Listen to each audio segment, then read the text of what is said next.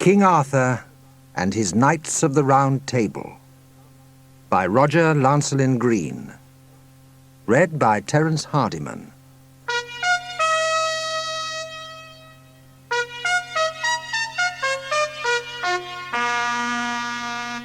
The Tale of the Two Swords. After wicked King Vortigern had first invited the Saxons to settle in Britain and help him to fight the Picts and the Scots, the land was never long at peace.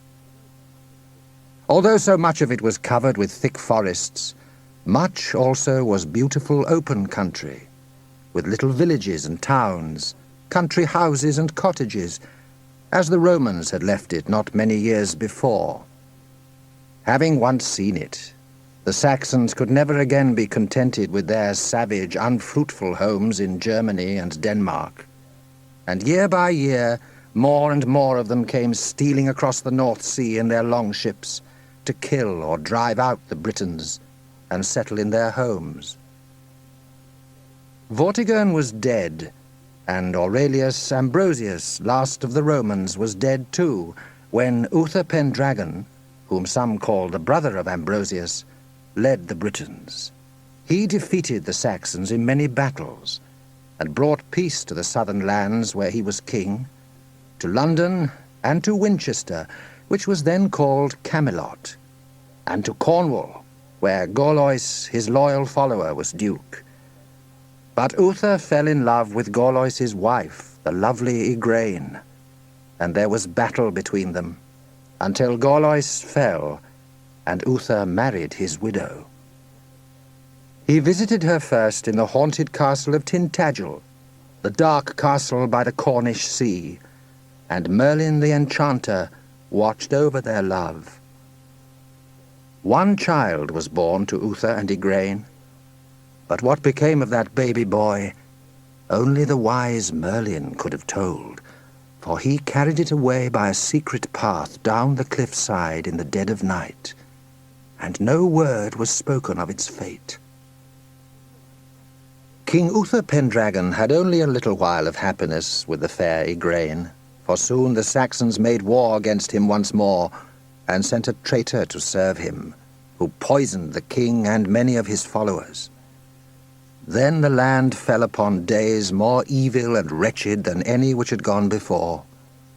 King Uther's knights fought amongst themselves, quarreling as to who should rule, and the Saxons, seeing that there was no strong man to lead the Britons against them, conquered more and more of Britain.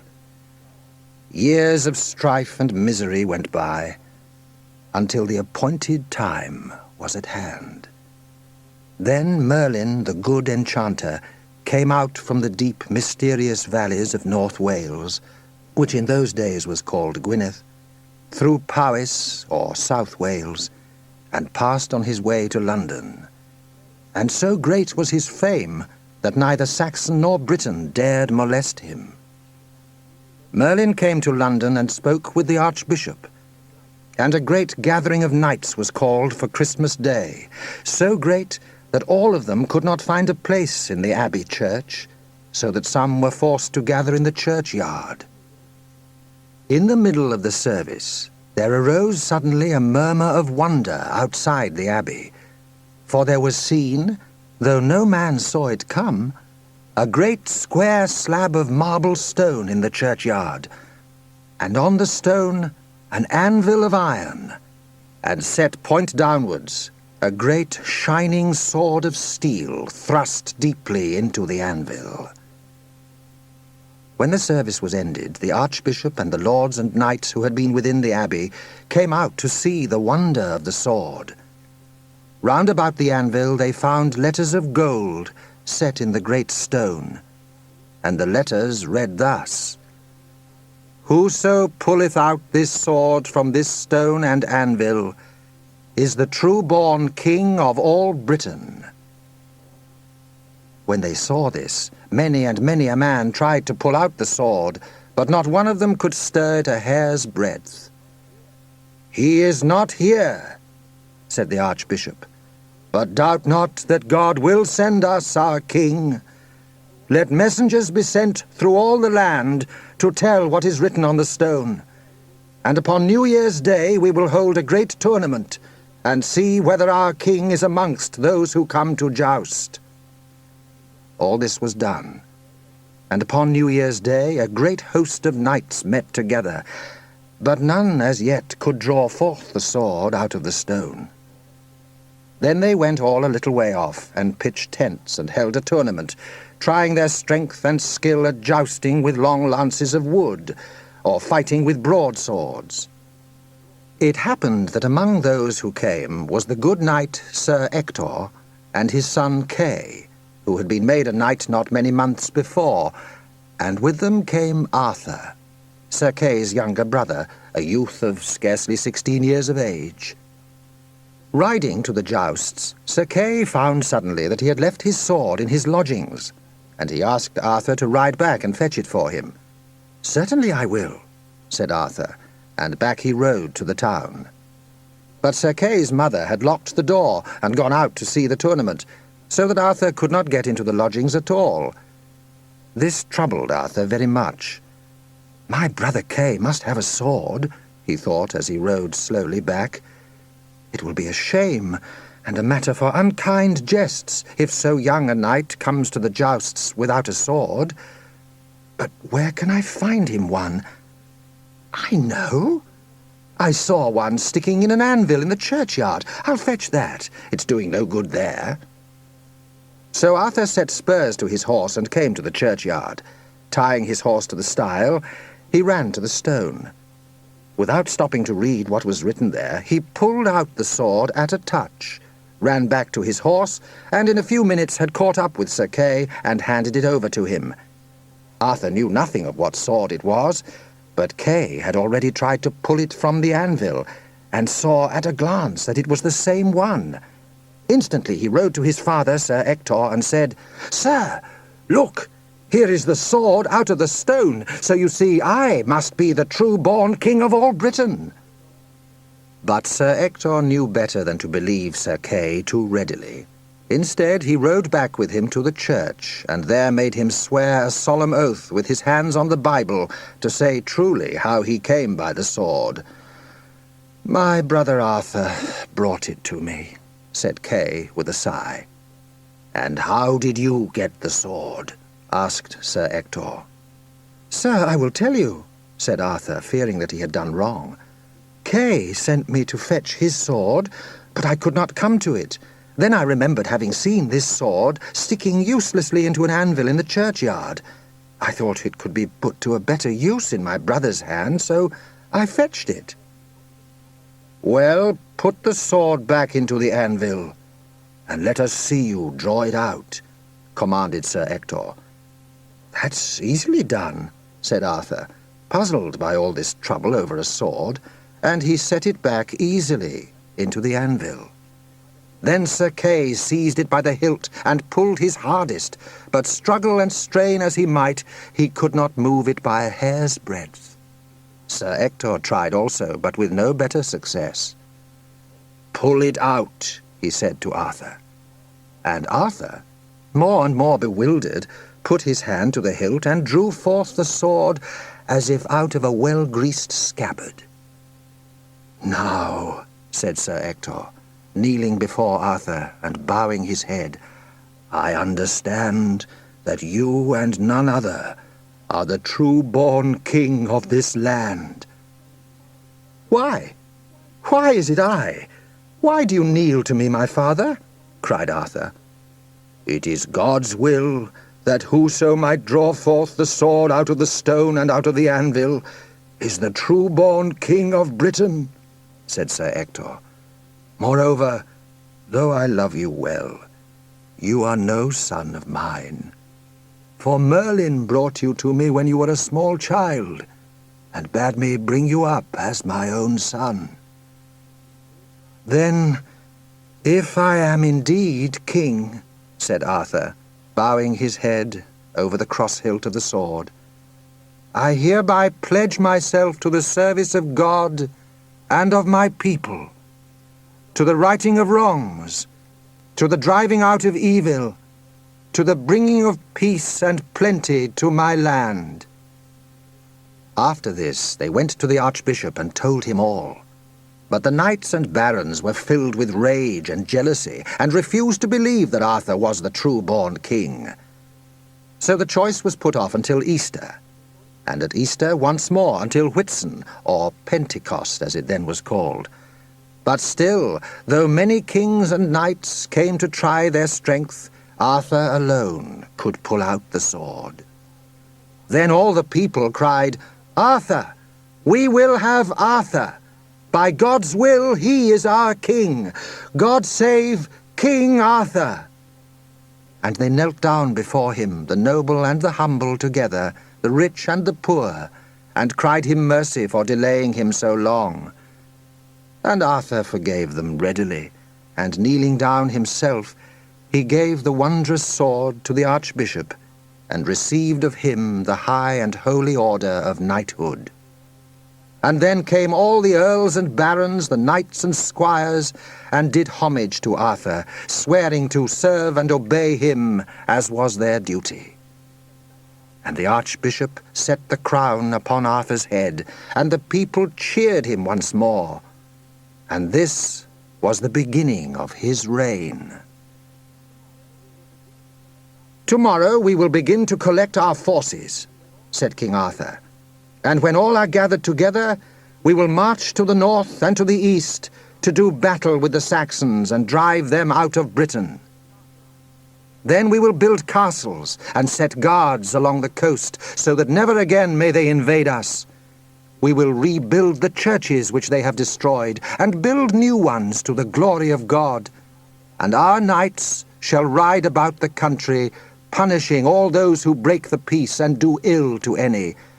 And if any man or woman, be he or she the greatest or the least of my subjects, be in any trouble or have complaint against any man, let them come to me, and never shall their sorrow go uncomforted, and their wrong unrighted."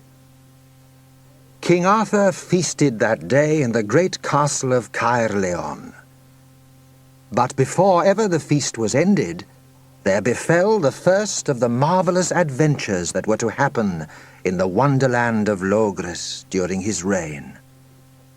Suddenly, into the courtyard there rode a young squire, leading another horse, across the saddle of which lay the body of a knight but newly slain.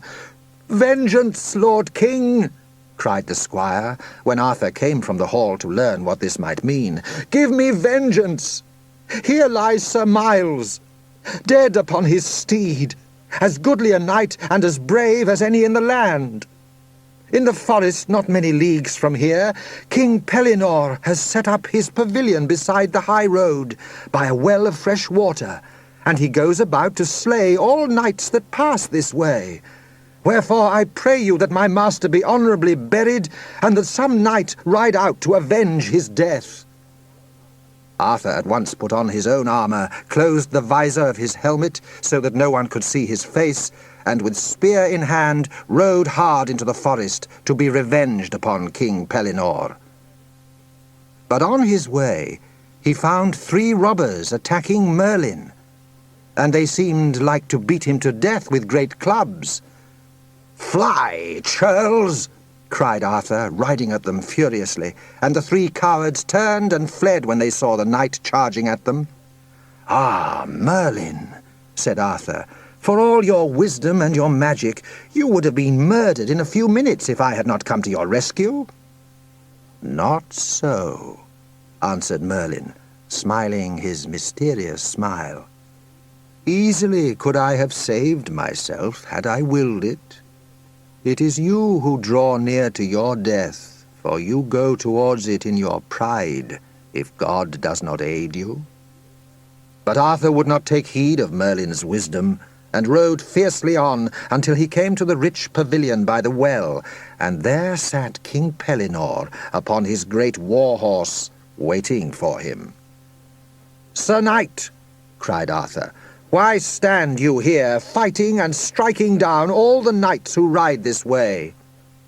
"It is my custom so to do," answered Pellinore sternly. "And if any man would make me change my custom, let him try at his peril."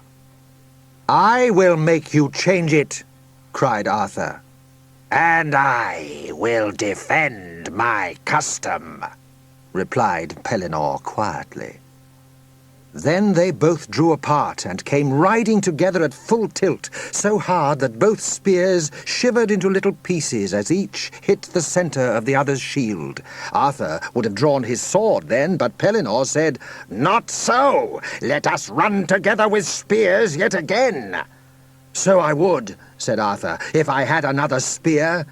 "I have plenty," answered Pellinore, and he shouted to his squire to bring two out of the pavilion. Once more the two kings jousted together, and once more their spears broke into fragments, without either of them being struck from his horse. A third time they jousted, and Arthur's spear broke, but King Pellinore's struck him so hard in the middle of the shield that horse and man fell to the earth. But Arthur sprang to his feet in a great fury, drawing his sword and shouting defiance at Pellinore, who thereupon came down from his horse and drew his own sword. Then began a fierce battle with many great strokes. They hacked and hewed at one another, cutting pieces off their shields and armor, and suffering each of them so many wounds that the trampled grass in front of the pavilion was stained with red. They rested once, and then charged each other again, but their swords met together with so mighty a crash that Arthur's broke in two, leaving him with the useless hilt in his hand. "Aha!" cried King Pellinore. "Now you are in my power, to slay or spare as I will, and I will kill you forthwith unless you kneel and yield to me, confessing yourself to be a knight of little worth." "There are two ways with that," cried Arthur, mad with shame and fury. "Death is welcome when it comes, but to yield, never." And with that he leapt in under Pellinore's sword, seized him round the waist, and hurled him to the ground. They struggled there for a little while, but Pellinore was still the strongest, and presently he tore off Arthur's helmet and took up his sword to cut his head off also. But Merlin came suddenly up and laid his hand on Pellinore's shoulder. "Knight," he said, "hold your hand and do not strike this stroke, for if you do, the hope of Logres dies, and you put this land of Britain into the greatest ruin and desolation that ever a country suffered." "Who is it?" asked Pellinore. "This is King Arthur," said Merlin. For a moment Pellinore was tempted to strike the blow, for he feared that if Arthur lived, he would never forgive him for what he had done. But Merlin smiled quietly and placed his hand on Pellinore's head, and at once all the anger and fear went from his mind, and he sank back quietly against the tree beside the well of clear water, and passed into a deep sleep. Merlin helped King Arthur, who was sorely wounded, to mount his horse, and led him away into the forest, to a hermitage where lived a clever healer. And in 3 days he was nearly cured, and could ride once more, and fight as strongly as ever. "Alas," said Arthur as they rode through the forest, "now I have no sword." "Let not that trouble you," said Merlin. "There was no virtue in the sword which is lost. It has served its purpose. But near here your own sword awaits you. It was made in Avalon by fairy craft, made for you alone, until you must return it ere you journey to Avalon yourself. It is called Excalibur, and none may stand against its stroke, and with it you shall bring freedom and peace to Logres. This is the hour appointed when Excalibur shall be placed in your hand, for now you will grasp its hilt in all humility, and draw it only to defend the right, deeper and deeper into the forest they went, and before long the hills rose on either side until they were riding through a narrow valley that wound through dark mountains. And at last they came to a narrow pass in the rocks, and beyond it, in a cup of the mountains, Arthur saw a strange lake. All around it the hills rose darkly and desolately, but the lake water was of the clearest, sunniest blue, and the shore was covered thickly in fresh green grass and flowers. Over the brow of a little rise beyond the lake, the mountains opened out into a great plain, and beyond it was water, half hidden in mist, and broken with many islands. "This is the lake of the fairy palace," said Merlin, "and beyond the lake, over the brow of the hill yonder, lies the plain of Camlann, where the last battle shall be fought, and you shall fall beneath the stroke of the evil knight. And beyond the plain lies Avalon, hidden in the mist and the mysterious waters.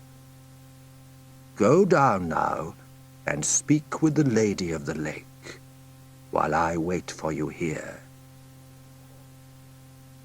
Leaving his horse with Merlin, Arthur went down the steep path to the side of the magic lake.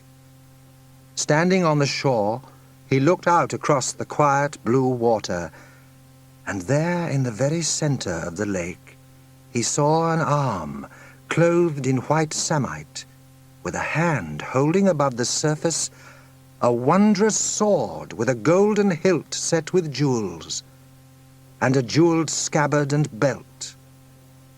And then Arthur saw a beautiful damsel dressed in pale blue silk with a golden girdle, who walked across the water until she stood before him on the shore.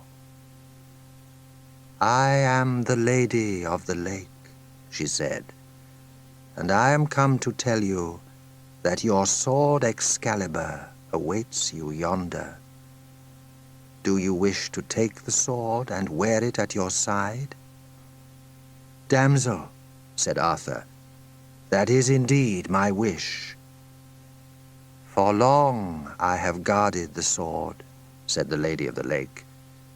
"Give me but a gift when I shall come to ask you for one, and the sword shall be yours." "By my faith," answered Arthur, "I swear to give you whatsoever gift you shall ask for." "Enter into this boat, then," said the Lady of the Lake. And Arthur saw a barge floating on the water before him, into which he stepped. The Lady of the Lake stood on the shore behind him, but the barge moved across the water as if unseen hands drew it by the keel, until Arthur came beside the arm clothed in white samite. Leaning out, he took the sword and the scabbard, and at once the arm and the hand which had held it sank quietly out of sight beneath the blue waters. Then the barge brought Arthur to the shore where the Lady of the Lake had stood, but now she was gone also. He tied the barge to a tree root which curved over the waterside, and strode joyfully up the steep path to the pass, buckling the sword Excalibur to his side as he went.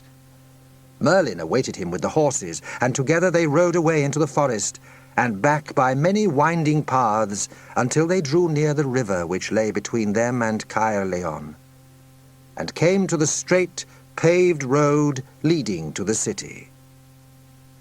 "In a little while," said Merlin, "King Pellinore will come riding towards us, for he has ceased to do battle with all who pass through the forest, having seen a questing beast which he must follow now for many years."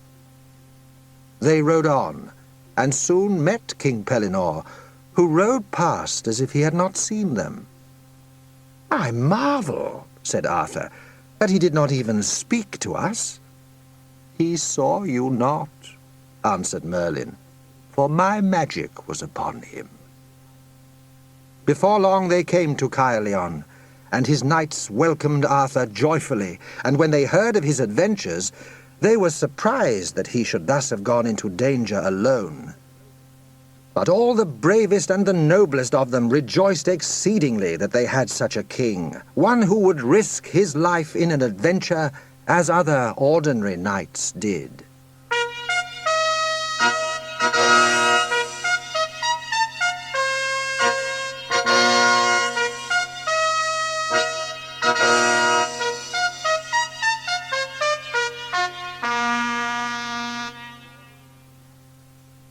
The Story of the Round Table.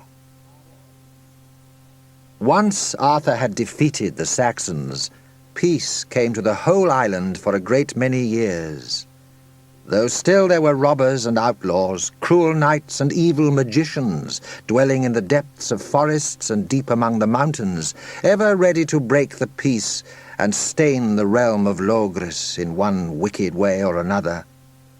King Arthur marched south through a land of peace, and made his capital in the town of Camelot, and the best and bravest of his knights gathered there about him. But on the way he passed through Camelaird, where dwelt his friend King Leodegrance, who had a beautiful daughter called Guinevere.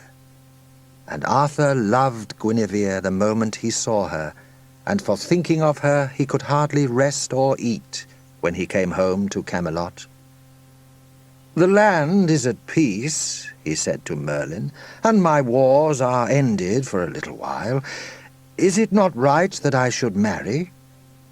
"It is right indeed," answered Merlin.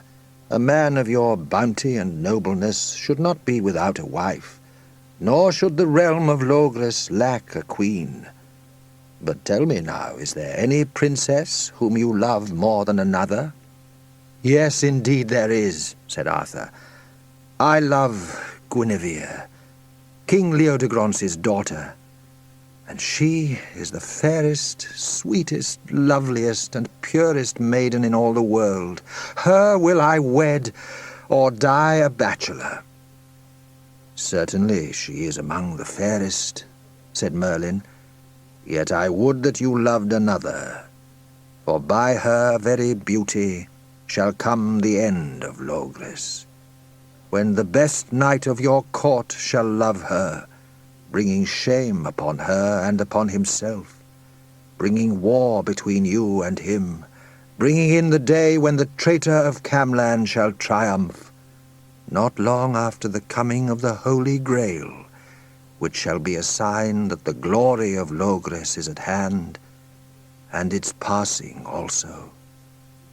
Yet Guinevere is the fairest lady in all the world, and when a man's heart is set upon such a damsel as yours is upon her, he will not be turned." "There you speak truth," said Arthur, "for Guinevere I will have to be my queen." Merlin went to King Leodegrance and told him of Arthur's love.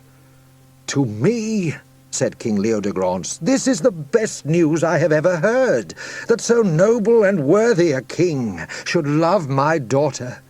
Now all my lands shall be King Arthur's, and all my followers his knights. At the feast of Pentecost we shall bring Guinevere to him, and that day shall be the wedding."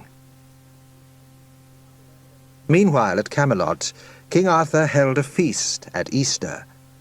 But before the knights of his court would be seated at the long table in the hall, a great strife broke out between them as to where they should sit, for they counted it a greater honor to be near the head of the table than near the foot. "We shall amend this at Pentecost," said Merlin when he heard of the quarrel. "On that day I will set a table here in the hall, which shall be the center of the glory of Logres, a table whose fame shall live while the world endures." The feast of Pentecost drew near, and many knights gathered together, and some young men also who wished to become knights, among whom were Gawain, King Arthur's nephew, and Tor, the son of King Pellinore. And these King Arthur knighted on his wedding morning, and decreed that these, his newest knights, must do some great deed to show their worth, the first quest that should be brought before him. The wedding was a very splendid ceremony indeed, with 2 archbishops to join their hands, and 4 kings to bear golden swords in front of them, as Arthur and Guinevere marched out of the abbey, where the people were waiting to cheer them. They came at last to the banqueting hall, and there Merlin awaited them, standing before a great round table of stone and wood, which filled it almost from side to side. "Hail, King and Queen of Logres," cried Merlin. "Your places wait you at the table, and seats also for 150 knights, the Knights of the Round Table. Upon every siege, for so the seats at this table are called, you shall find in letters of gold the name of the knight whose place it is.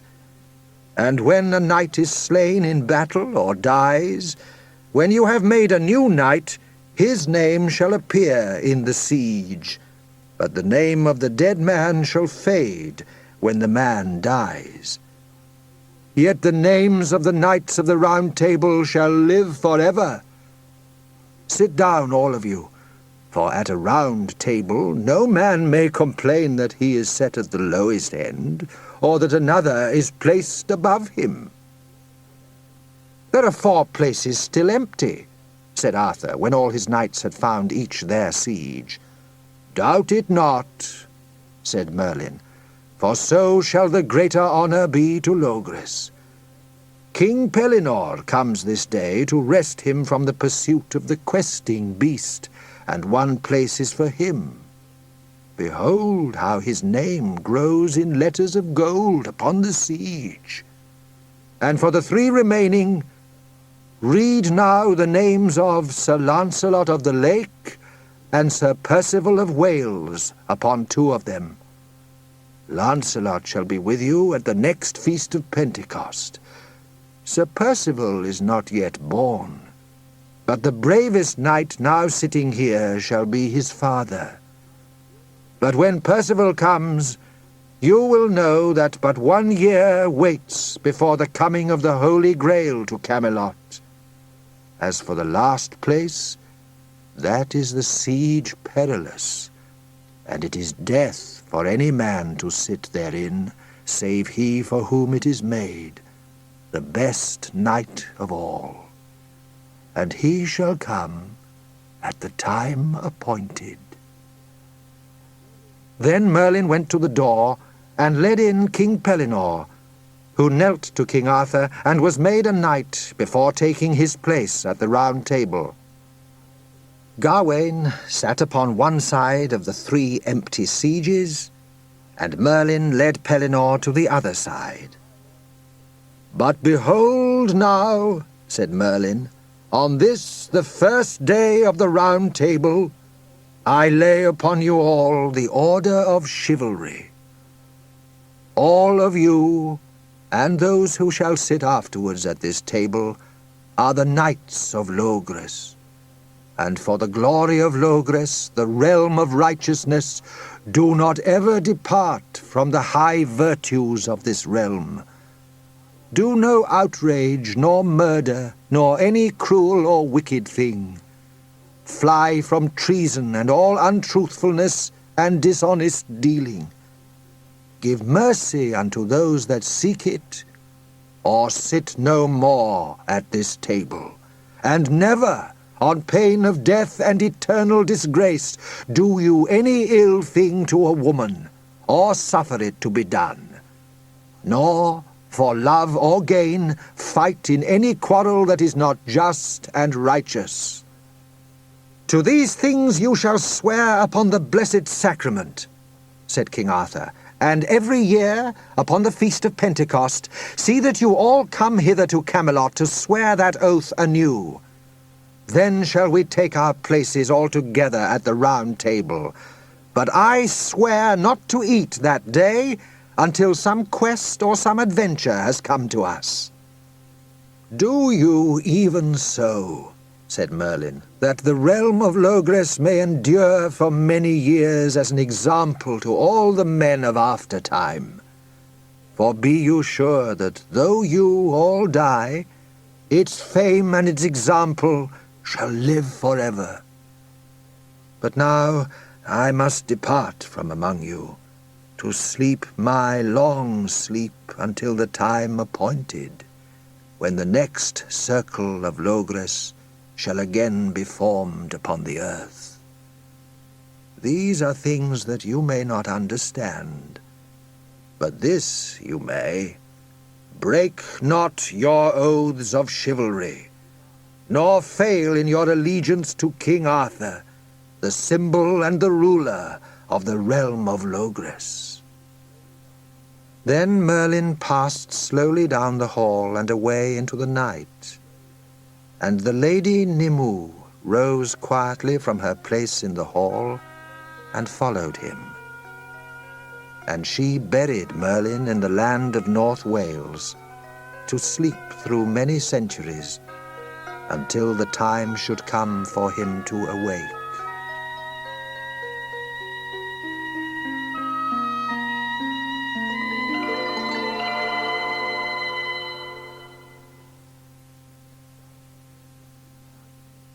Sir Gawain and the Green Knight.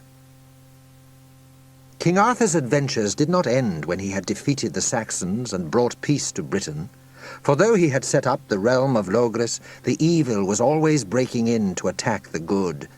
But year by year the fame of his court grew and spread far and wide, and the bravest and noblest knights in the world came to his court and strove by their deeds of courage and gentleness to win a place at the Round Table. King Arthur held his Christmas feast at Camelot one year, with all the bravest of his knights about him and all the fairest ladies of his court, and his chief celebrations fell upon New Year's Day. Queen Guinevere, clad in fair, shining silk, sat beneath an embroidered canopy studded with gems. Fair was she to look upon, with her shining eyes of grey, and each knight bent in reverence before her ere he took his place. Beside her sat King Arthur, well pleased to see the noble gathering and the joy that was in the hall. But he would not begin the feast, for such his custom was, until he had been told of some knightly deed, or set before his knights some strange or terrible new quest. The minstrels had stopped playing, and the whole company sat quietly in the great hall, only the roar and crackle of the log fires in the wide hearths breaking the silence, when suddenly there rang out the clash and clang of iron-shod hooves striking upon stone. The great doors flew open, and into the hall rode a strange and terrible figure. A great man it was, riding upon a huge horse.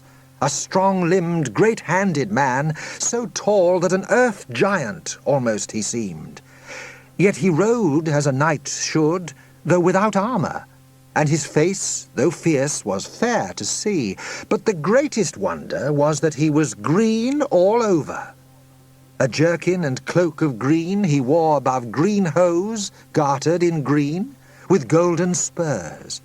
In the green belt round his waist jewels were set, and his green saddle was inlaid richly.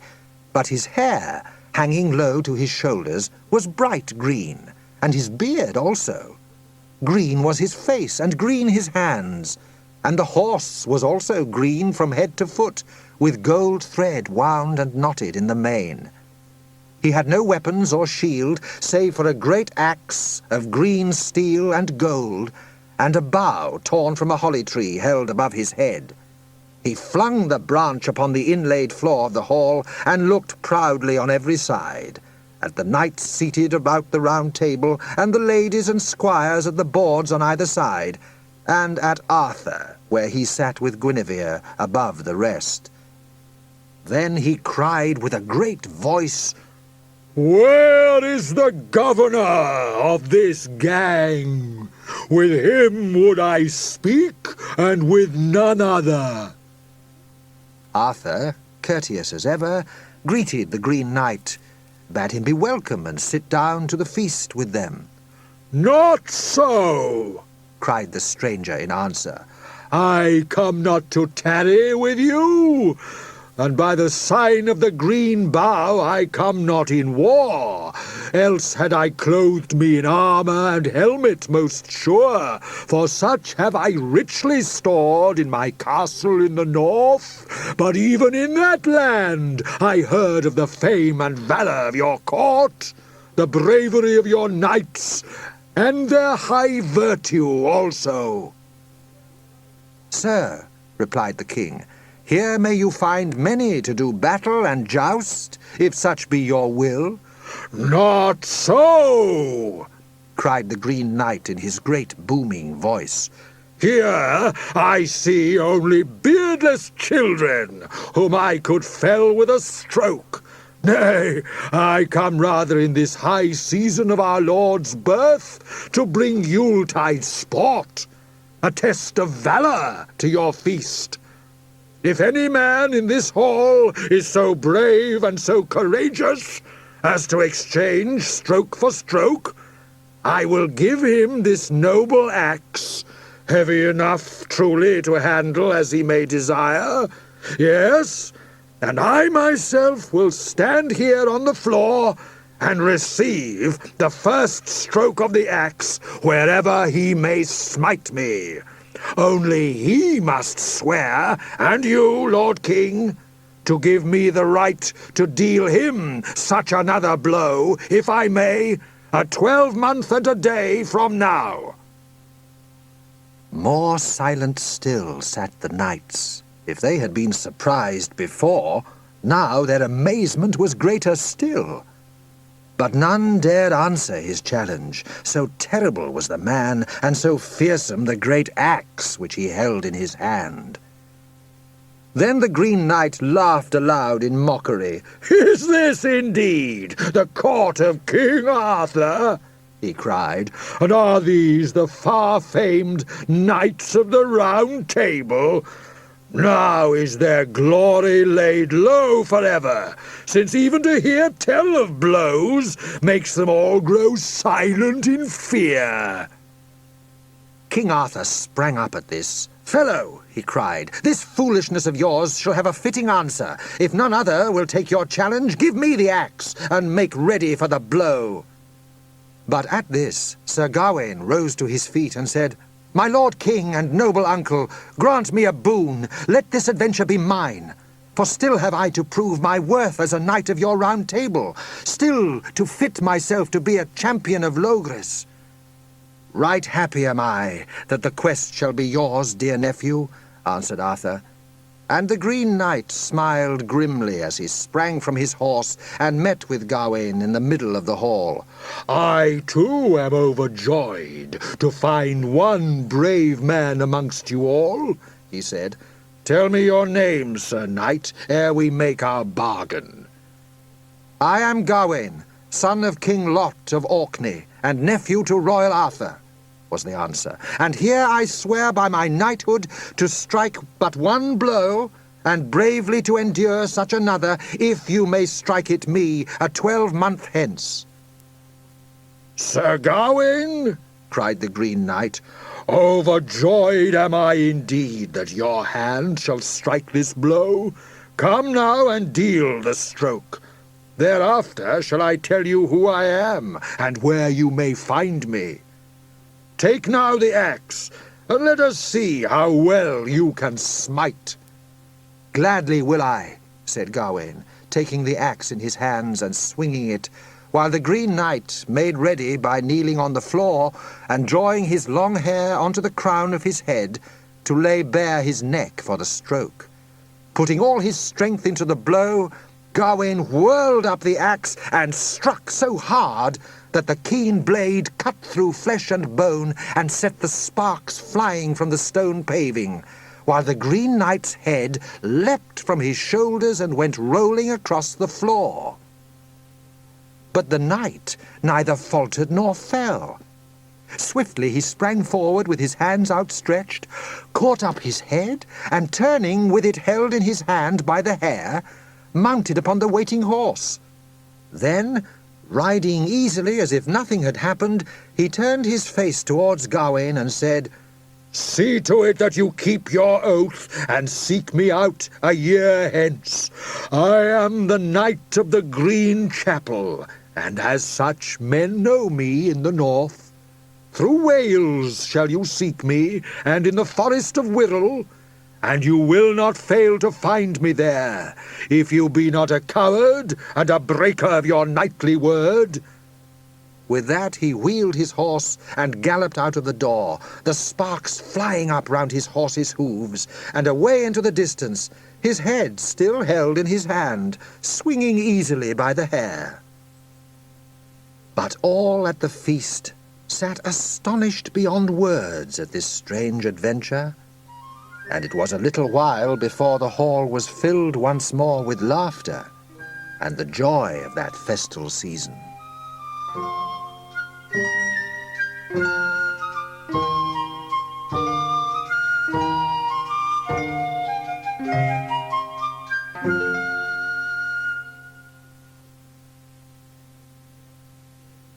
End of Side 1.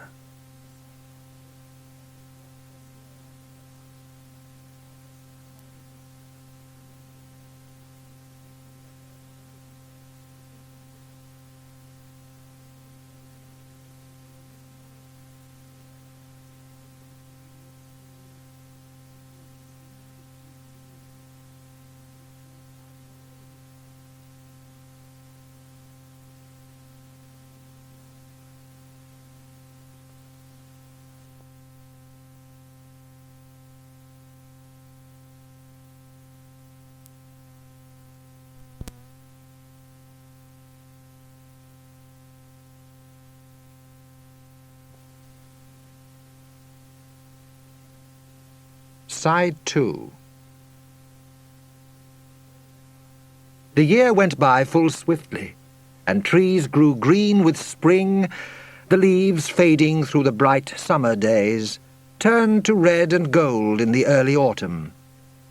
And upon Michaelmas Day King Arthur held a feast at Caerleon with many of his knights, in honour of Sir Gawain, who must on the morrow set forth upon his dreadful quest. Iwain and Agravain and Eric were there, Lancelot and Lionel and Lucan the Good, Sir Bors and Sir Bedivere and Baldwin the Lord Bishop, Arthur and Guinevere to bless him and wish him Godspeed. Then Gawain donned his armour, curved and shining and inlaid with gold. He girt his sword to his side and took the Green Knight's axe in his hand. Then he mounted upon Gringalet his war-horse, and rode into the forests of South Wales, the shield held before him with the device of the Pentangle, the five-pointed star of Logres, emblazoned in the midst. So Sir Gawain set out, and rode through the realm of Logres, seeking for no joy but a deadly danger at the end of his quest.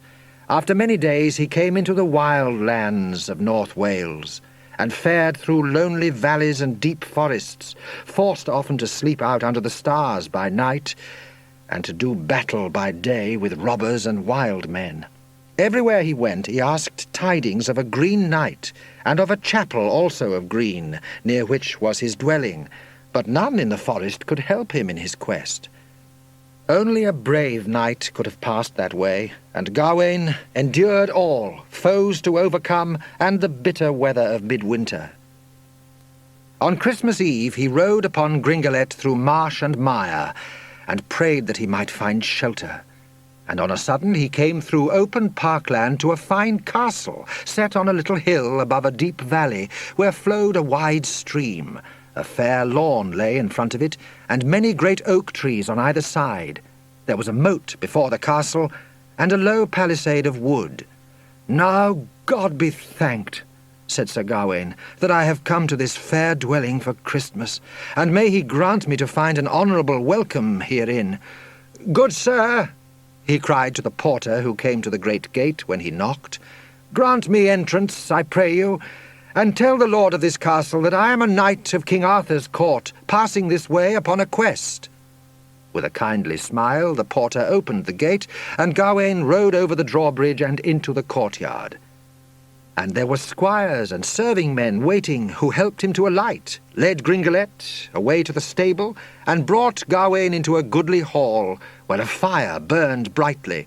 And the lord of the castle came forth from his chamber to greet his guest, saying, "Welcome to my dwelling, Sir Knight. All that I have is here at your service, and you shall be my honoured guest for as long as it shall please you to remain in this castle." "I thank you, noble sir," said Gawain.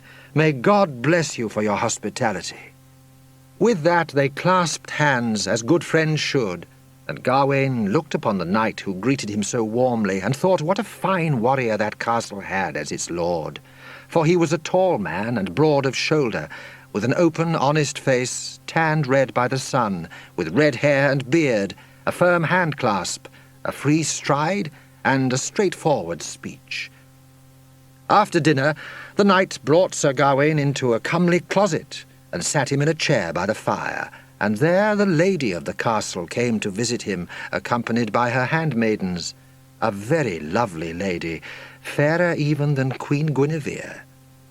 So the evening passed in jest and joy, and they brought Gawain to his room with bright tapers, set a goblet of hot spiced wine at his bedside, and left him there to his rest. 3 days were spent in feasting and in Christmas rejoicings, and ever the lady of the castle sat by Gawain, and sang to him and talked with him, and attended to his comfort. "Tarry with me longer," said the lord of the castle on the evening of the 4th day, "for while I live I shall be held the worthier, because so brave and courteous a knight as Sir Gawain has been my guest." "I thank you, good sir," answered Gawain, "but I must away tomorrow on my high quest, for I must be at the Green Chapel upon New Year's Day, and I would rather keep mine oath than be ruler of all this land. Moreover, as yet I have found none who can instruct me as to where the Green Chapel is." The lord of the castle laughed happily. "This is indeed good news," he cried. "Here then you may stay until the very day of your quest's ending, for not 2 hours' ride from this castle you shall find the Green Chapel. A man of mine shall bring you to it upon the 1st day of the new year." Then Gawain was glad, and he too laughed joyously. "I thank you, sir, for this news, and greatly also for your kindness. Now that my quest is achieved, I will dwell here in all joy and do what you will." "Then these 3 days," said the lord of the castle, "I will ride out hunting in the forest, but you, who have travelled far and endured many things, shall abide in my castle and rest at your ease, and my wife shall attend on you, and entertain you with her company when I am out hunting." "I thank you indeed," said Gawain, "and in no other wise could I pass with greater joy the 3 days before my meeting with the Green Knight." "Well," said the lord of the castle, "so let it be. And as this yet is the festive season of game and jest, let us make a merry bargain together, I vowing each day to give you whatever I may win in the wood, and you giving in exchange anything that may come to you here in the castle. Let us swear to make this exchange, for worse or for better, whatever may happen." "With all my heart," laughed Gawain, and so the oath was sworn. Next morning the lord of the castle hunted the deer throughout the forests of Wirral and Delamere, and many a hart and hind fell to his keen arrows. But Gawain slept long in a soft bed, hung about with curtains, and dreamt of many things twixt waking and sleeping, until the lady of the castle, stepping silently as a sunbeam, came and sat upon his bed and talked with him merrily. Long they spoke together, and many words of love did the lady utter. But Gawain turned them all with jest and courtesy, as a true knight should who speaks with the lady of his host. "Now God save you, fair sir," she said at length, "and reward you for your merry words. But that you are really Sir Gawain, I misdoubt me greatly." "Wherefore do you doubt?" asked the knight anxiously, fearing that he had failed in some point of courtesy. So true a knight as Gawain, answered the lady, and one so gentle and courteous unto damsels would never have tarried so long with a lady, and not begged a kiss of her in parting. Faith, fair lady, said Gawain, and you bid me to it, I will indeed ask a kiss of you, but a true knight asks not otherwise, for fear to displease you. So the lady kissed him sweetly, and blessed him, and departed. And Gawain rose from his bed, and called for the chamberlain to clothe him. And thereafter he ate and drank, and passed his day quietly in the castle, until the lord of it came home in the grey evening, bearing the spoils of the chase. "What think you of this game, Sir Knight?" he cried. "I deserve thanks for my skill as a huntsman, do I not? For all this is yours, according to our bargain." "I thank you," answered Gawain, "and I take the gift, as we agreed, and I will give to you all that I won within these walls."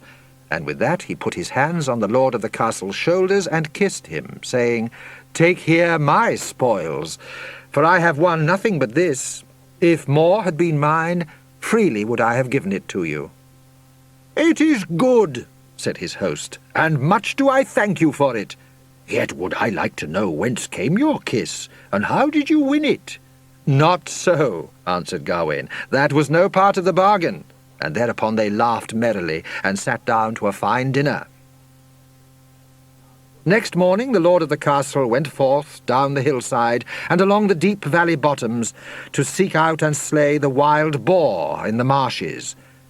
But Gawain abode in his bed, and the lady came once more to sit by him, and ever she strove to wheedle him into speaking to her words of love, unseemly for the lady of a knight. But Gawain the courteous turned all into jest, and defended himself so well by his wit, that he won nor more than 2 kisses, given by the lady ere she left him laughing. "And now, Sir Gawain," said the lord of the castle when he came home that night, and laid the boar's head at his feet, "here is my spoil of the day, which I give you according to our bargain. Now, what have you won to give me in exchange?" "I thank you," said Gawain, "for your just dealing in this game, as truly will I give you all that I have gained this day." Thereat he took the lord of the castle by the shoulders, and gave him 2 kisses, saying, "Now are we quits, for this and no more have I got me today." "By St. Giles," laughed the lord of the castle, "you will be rich in a short time if we drive such bargains." Then they went to the feast, and sat late over their meat and wine, while the lady strove ever to please Gawain, making fair, secret glances at him, which, for his honour, he must not return. The morrow would be the last day of the year. Gawain was eager to ride forth in quest of the Green Knight, but the lord of the castle stayed him with hospitable words. "I swear by mine honour as a true knight that upon New Year's Day you shall come to the Green Chapel long ere the hour of noon, so stay in your bed tomorrow and rest in my castle. I will up with morning and ride to hunt the fox, so let us make once again our bargain to exchange all the winnings that may be ours tomorrow. For twice have I tried you and found you true, but the next is the 3rd time, and that shall be the best." So once more they swore the oath, and while the lord of the castle went forth with his huntsmen and his pack of music-mouthed hounds, Gawain lay asleep, dreaming of the terrible meeting with the Green Knight so close before him. Presently the lady came in, blithe as a bird, roused Gawain from his slumbers, and claimed of him a kiss. She was fairer than the sunshine itself that morning, her hair falling each side of her lovely face, and her neck whiter than the snow gleaming between the fur of her gown. Sweetly she kissed Gawain and chid him for a sluggard. "Surely you are a very man of ice, that you take but 1 kiss? Or is it that you have a lady waiting for you in Camelot?" "Not so," answered Gawain gravely. "No lady yet has my love, but it may not be yours, for you have a lord already, a far nobler knight than ever I shall be." "But this one day we may love," she said. "Surely it may be so. Then all my life I may remember that Gawain held me in his arms. Nay, for the sake of mine oath of knighthood and the glory of Logres, I may not do so, for such were shame indeed. Then she blamed him and besought him, but ever he turned aside her words courteously, and ever held true to his honour, as a knight of Logres should. At last she sighed sweetly and kissed him a second time, saying, Sir Gawain, you are a true knight, the noblest ever. So give me but a gift, whereby to remember you, that by thinking of my knight I may lessen my mourning. Alas, said Gawain, I have nothing to give, for I travel without baggage on this dangerous quest. Then I will give you this green lace from my girdle, said the lady. Wear that for my sake at least. It may not be so, answered Gawain, for I cannot be your knight and wear your favour. It is but a little thing, she said, and you may wear it hidden. Take it, I pray you, for it is a magic lace, and while a man wears it he may not be slain, not even by all the magic upon earth. But I charge you to hide it, and not tell my lord. This proved too great a temptation for Gawain, and mindful of his ordeal with the Green Knight next day, he took the lace and promised never to reveal it. Then the lady kissed him for the third time, and went quickly away. That evening the lord of the castle came home from the hunt, bearing with him the skin of one fox. In the bright hall, where the fire shone warmly, and the tables were all laid richly for dinner, Gawain met him merrily. I come with my winnings, and I will be the first giver this night, he cried gaily, and with that he kissed him solemnly 3 times. By my faith, cried the lord of the castle, you are a good merchant indeed. You give me 3 such kisses, and I have only a foul fox skin to give you in return. Then with laughter and jests they sat down to the feast, and were merrier that night than on any of the others. But Gawain spoke no word of the green lace which the lady had given him. The day of the new year came in with storm. Bitterly the winds howled, and the sleet lashed against the window pane, and Gawain, who had slept but little, rose at the first light. He clothed himself warmly and buckled on his armour, setting the green lace about his waist, in hope that its magic might protect him. Then he went forth into the courtyard. The squires brought out Gringolet, well-fed and well-groomed, and helped him to mount. Farewell, he said to the lord of the castle. I thank you for your hospitality, and pray heaven to bless you. If I might live a while longer, I would reward you for your kindness, but greatly I fear that I shall not see another sun. The drawbridge was let down, the gate flung wide, and Gawain rode out of the castle with a squire to guide him. Through the bitter dawning they rode, beneath trees dripping drearily, and across meadows where the wind moaned as it bit them to the bone, and they came to a great valley with cliffs at one side of it, all filled with mist. There the squire stopped, and would go no further. Down the path rode Gawain, and came to the bottom of the valley. No chapel could he see, but only the rugged cliff above him, and high desolate banks in the distance. But at length he saw, under the dripping trees, a low green mound beside the rushing stream, and he heard a sound as of a scythe upon a grindstone, coming from a deep hollow in that mound. He sprang from his horse and strode down to the stream side. "Who waits here?" he cried, "to keep tryst with me? I am Gawain, who have come to the green chapel as I vowed."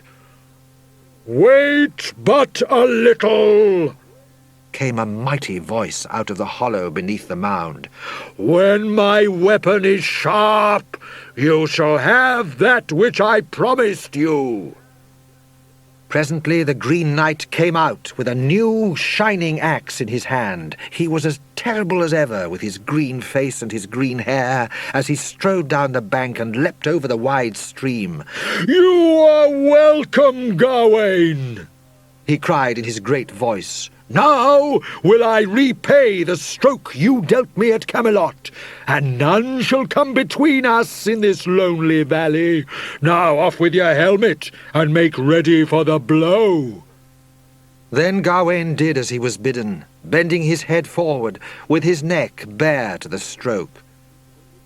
"Make ready to strike," he said quietly to the Green Knight, "for here I shall stand, and do naught to stay the blow."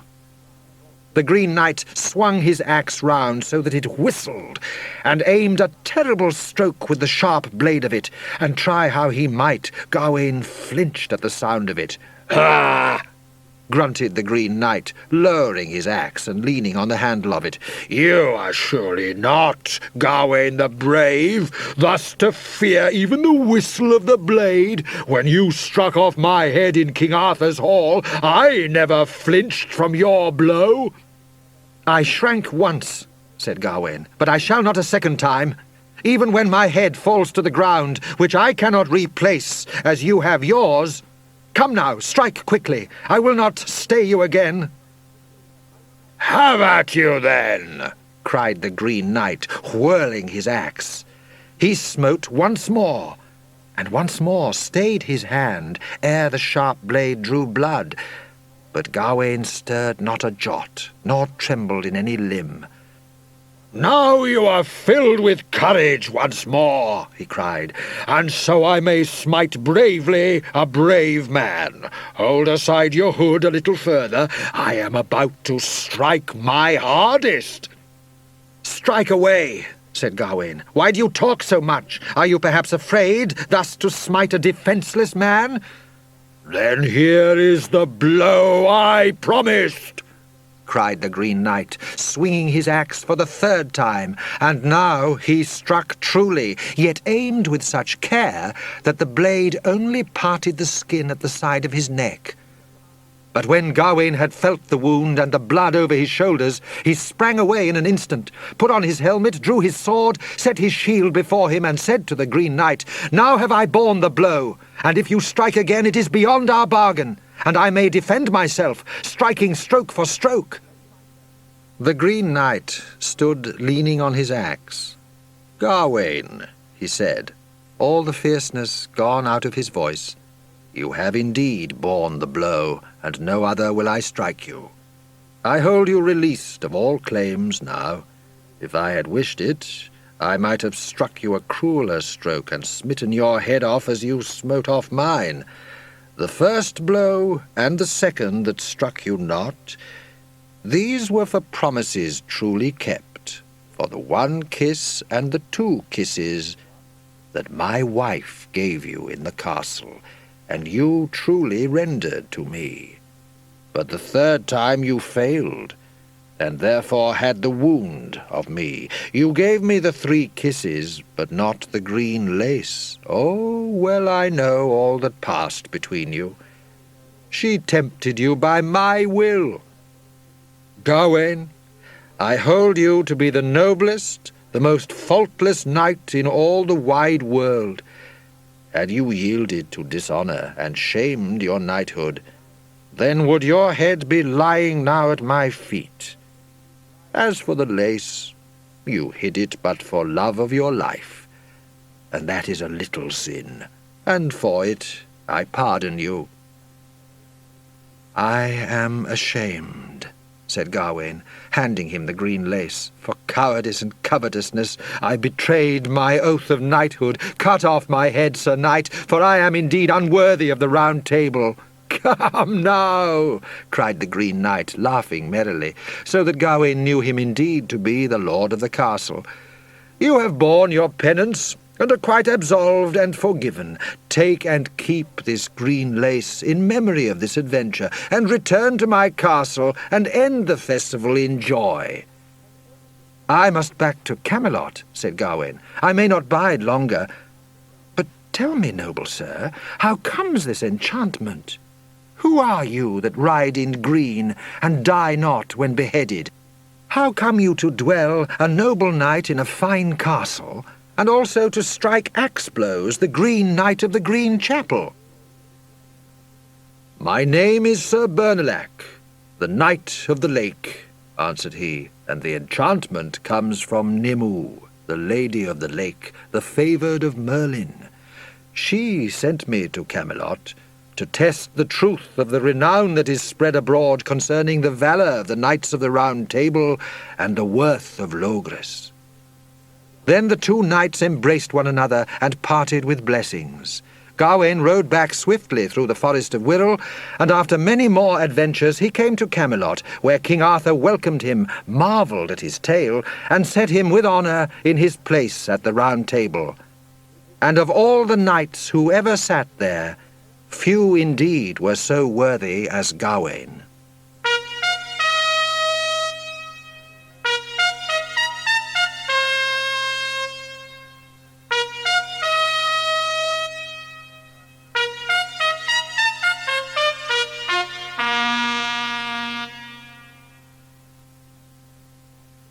The First Quest of Sir Lancelot. On the day before the Feast of Pentecost, 1 year after Merlin had made the Round Table, King Arthur with some of his knights rode out early from Camelot to hunt in the forest. Before they had ridden far, they met with a wounded knight, carried in a litter by 4 squires. The knight groaned like one in great pain, and as he turned upon the litter, all might see the broken blade of a sword standing out from a grim wound in his head. "Now tell me," said King Arthur, "wherefore you rest thus in the litter, and do you seek for a leech or a priest?" "Sir," groaned the knight, "I seek for neither, but I would come to the court of King Arthur, for only there may I be cured of my grievous hurt, for there I shall find the best knight of all Logres, and he shall be known by his first deed of knighthood, which shall be the healing of my wound with the touch of his hand, and the drawing forth of the steel. And such a healing shall be his last deed also, after many years, before the night falls upon Logres. These things the Lady Nimue of Avalon revealed to me." Then Arthur bade all his knights try, each in his turn, to heal the wound, but none of them might do it, no, not even Gawain, the best knight among them. "Tomorrow is the Feast of Pentecost," said King Arthur, "and on that day all my knights of the Round Table shall be met together as upon their oath. Then shall we seek for this knight, but I know not who it shall be if my nephew Gawain were not worthy." Then the wounded knight was carried into the great hall at Camelot, and well tended there all that day, while Arthur rode on into the forest. And on the morrow all the knights were met together at the feast, each in his place at the Round Table.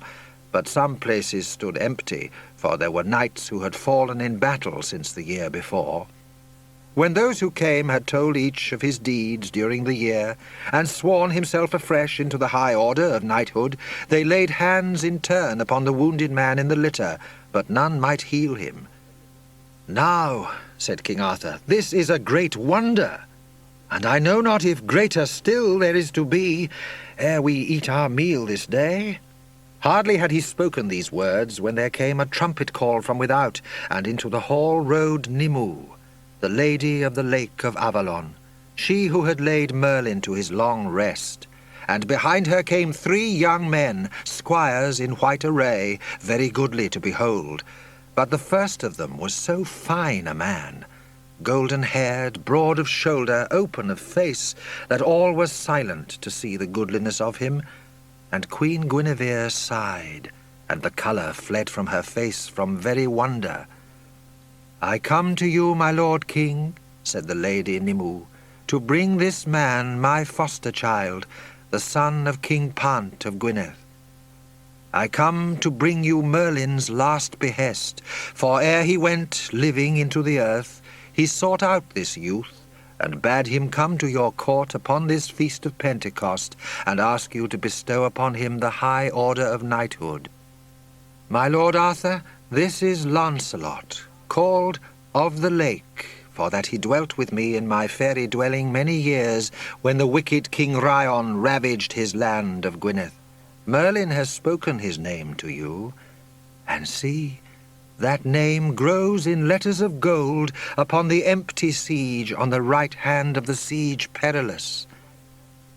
Then Arthur rose and came down into the hall. Drawing the sword Excalibur, he laid it upon Lancelot's shoulders and bade him rise a knight. And as there were 3 places still empty at the round table where knights now dead had sat, he knighted also the 2 squires who came with Lancelot, his half-brother Hector and his cousin Lionel. Now all this while the wounded knight had lain in his litter near the fire, and when Arthur had returned to his seat, the Lady Nimue took Lancelot and led him over to the place. Then Lancelot stretched forth his hand and drew out the sword blade very gently. And when it was out, the wound closed up, and all pain forsook the knight, so that he rose from his litter and was given the last place at the table.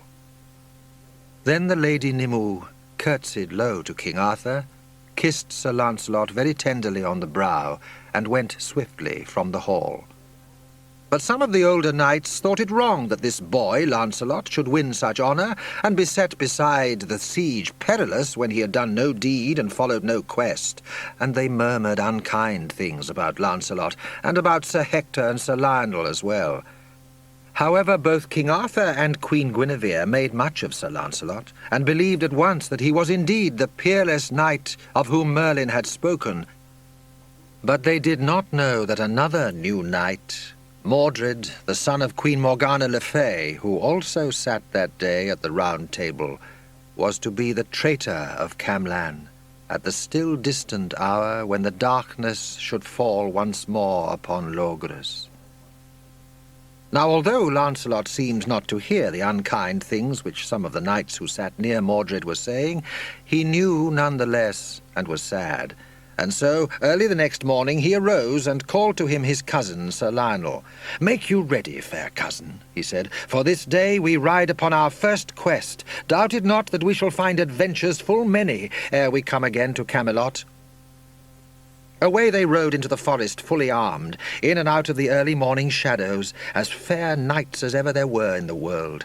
Higher and higher rose the sun, and hotter it grew, until Sir Lancelot grew so sleepy that at length he told Sir Lionel that he must stop and rest. "See," said Lionel presently, "yonder is a fair apple tree standing by a hedge. Under its shadow both we and our horses may find rest." "In good time," said Lancelot, "for truth to tell, I have not been so weary these 7 years. So they tied their horses to trees, and while Sir Lionel stood on guard against any attack by robbers, Lancelot laid himself down, with his helmet under his head for a pillow, and fell into a deep sleep. The day was very hot and still, and Lionel was nodding over his sword as he stood leaning on the hilt of it, when suddenly he heard the jingle of armour, and on the plain at a little distance he saw 3 knights riding their hardest, with one passing strong and mighty knight pursuing them. Anon, as he watched, the strong knight overtook first one and then another of them, and in turn smote each down onto the cold earth. Then he dismounted, flung each knight across his own saddle, tied them there with the horse's reins, remounted his own horse, and rode away, driving the 3 horses with their shameful burdens before him. When Sir Lionel had seen this, he thought to himself, "Here may I win great honour." So without waking Lancelot, he sprang upon his horse and rode after them at full speed. Very soon he came up with the strong knight, and bade him turn and defend himself, or straightway release the 3 whom he had so shamefully bound. Then the strong knight turned round, set his spear in rest, and came against Lionel so fast that he flung both horse and man to the ground. Then he dismounted, tied his hands and feet, threw him over his own horse, just as he had served the 3 other knights, and rode on his way, driving them before him.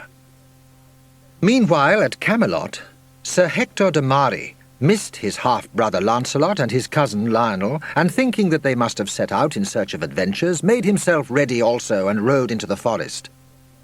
For a long way he rode without finding any trace of them, and at last, seeing an old forester, he stopped and said to him, "Fair fellow, know you of any place hereby to which knights seeking adventure might have turned?" "Yes, Sir Knight, indeed I do," answered the old man. "Scarcely a mile from here dwells Sir Turquin, in a strong castle by a ford. Over that ford stands a great oak tree, and from its branches hang the shields of many good knights whom he has overthrown and cast into a deep prison. Thereon also hangs a great basin of copper. Strike upon it with the handle of your spear, and Sir Turquin will come forth and do battle with you." "Gramercy," said Sir Hector politely, and set spurs to his horse. Soon he came to the castle by the ford, and there, sure enough, hung a gay collection of shields on a great tree, and among them Sir Hector recognized that of his cousin Sir Lionel. Then in a fury he struck the copper basin until it boomed like a great bell, and turned to let his horse drink at the ford. "Come out of the water and joust with me!" cried a loud voice behind him, and turning quickly, Sir Hector found a huge knight, with spear already in rest, waiting for him.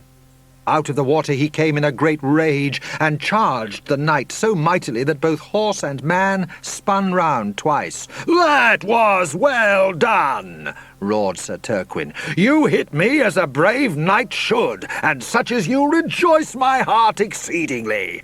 And with that he charged Sir Hector, caught him under the right arm, lifted him clean out of the saddle on the point of his spear, and carried him away into his castle, where he threw him down on the floor. "I'll spare your life," said Sir Turquin, "for you joust mightily." Then he pulled off Sir Hector's armour, and flung him into the deep dungeon with the other knights.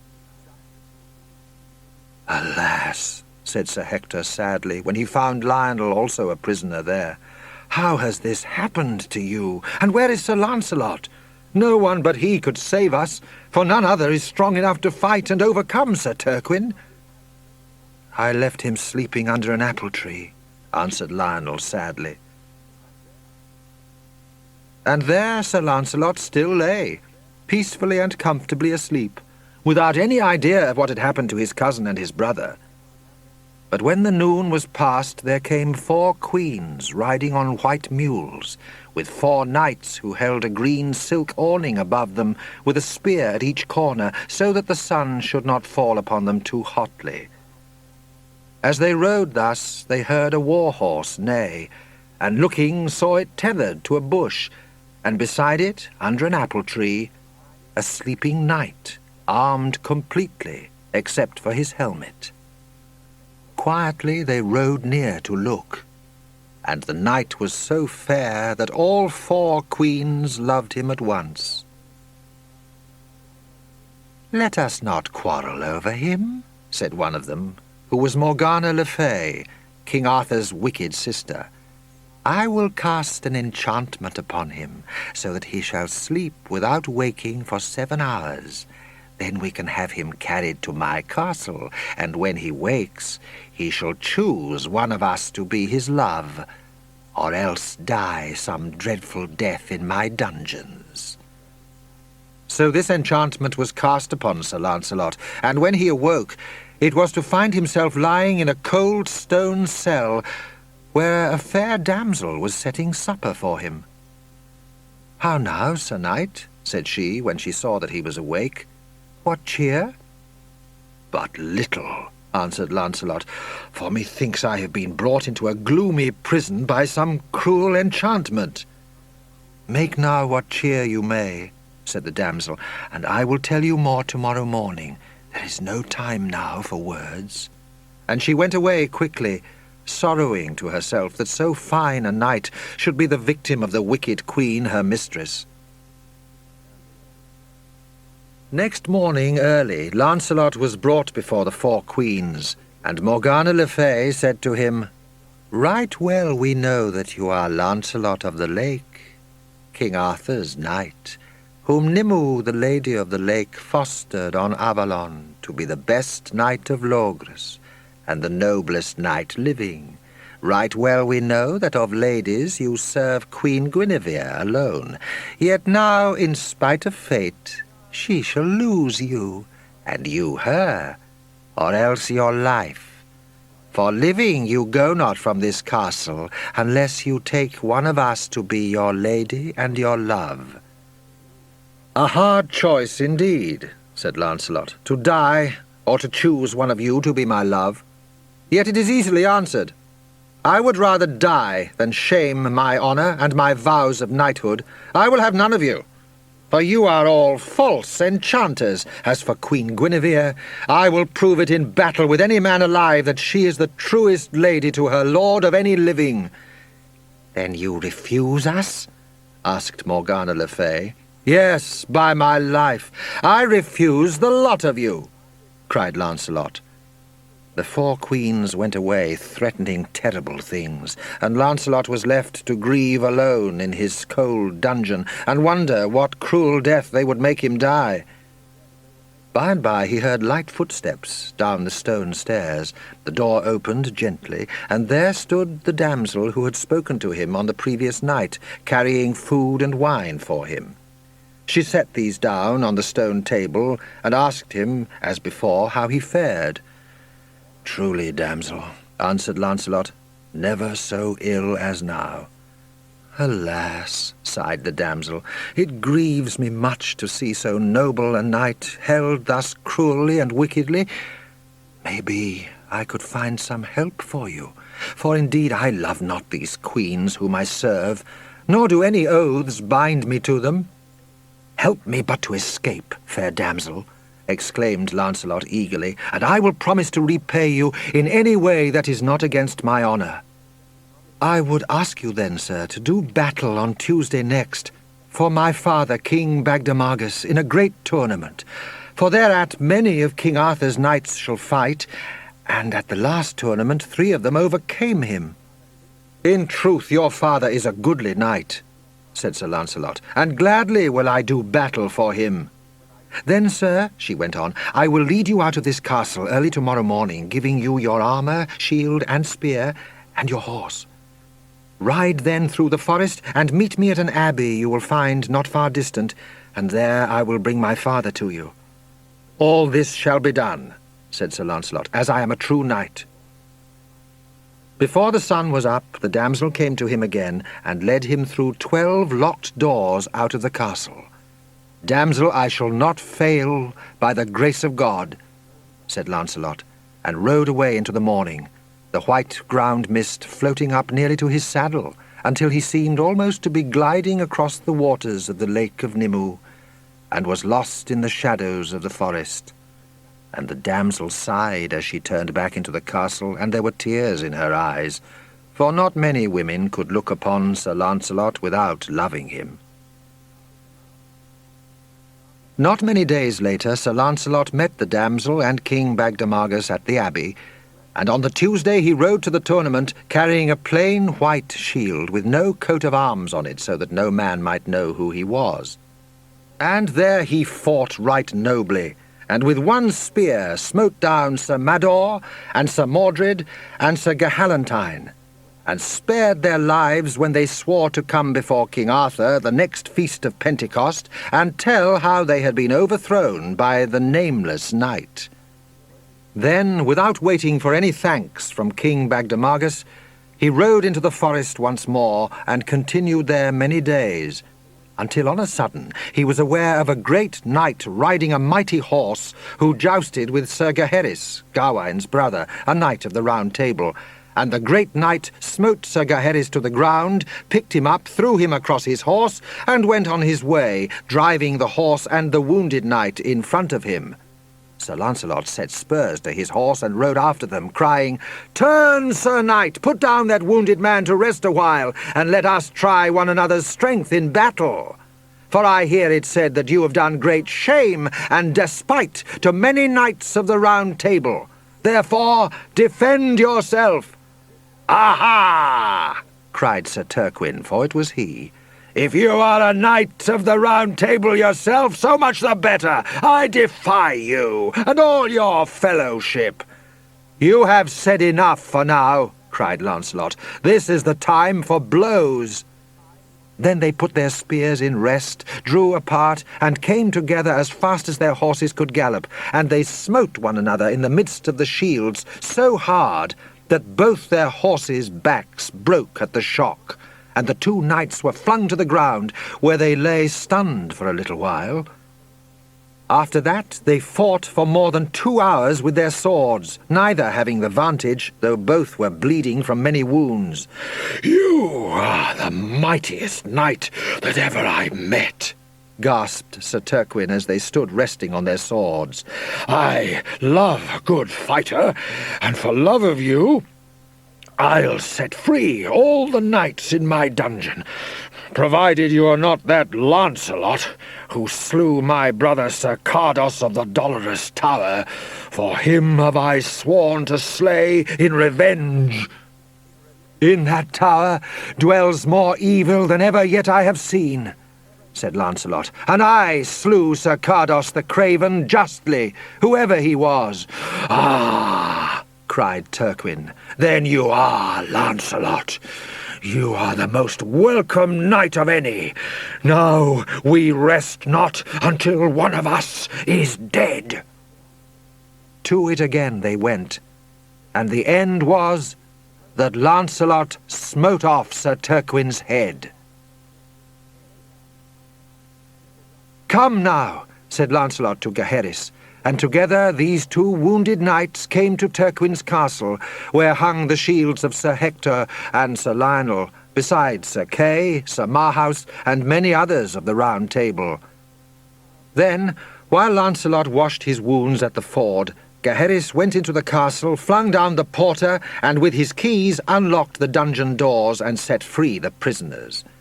Now, seeing that he was wounded, they all thought that he had fought and overcome Turquin.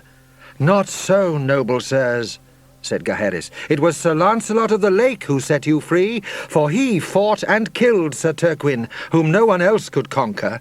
Now he bids you hasten to the court of King Arthur, and he will meet you there next year at Pentecost, if you would speak with him. But he prays Sir Lionel and Sir Hector to meet him on that day, when King Arthur next holds his high feast." "That we will do," said all the knights. "But we will ride now to seek for him," said Lionel and Hector. "And I will ride with you," said Sir Kay. "I would ask his pardon for the ill things I spoke of him on the day when our Lord Arthur made him a knight." So these knights rode off and had many an adventure throughout the following year. At the next feast of Pentecost, all Arthur's knights were gathered together at the Round Table, when there came in all those knights who had been held prisoner by Sir Turquin, and told how Lancelot had saved them. And Sir Gaheris said, "I saw all that battle from the beginning to the end, and that Turquin was the strongest knight that ever I saw." And many other knights came forward also to bear witness to the courage and strength and gentleness of Lancelot. And King Arthur was happy to have such a knight in his court, and Queen Guinevere loved him as she heard tell of all his mighty deeds. Nor did any blame Arthur now for knighting an untried squire, for Sir Lancelot had in that year of adventures won the greatest name of any knight in the world, and the most honoured of high and low. Nor was there ever such another knight in the realm of Logres as Sir Lancelot of the Lake.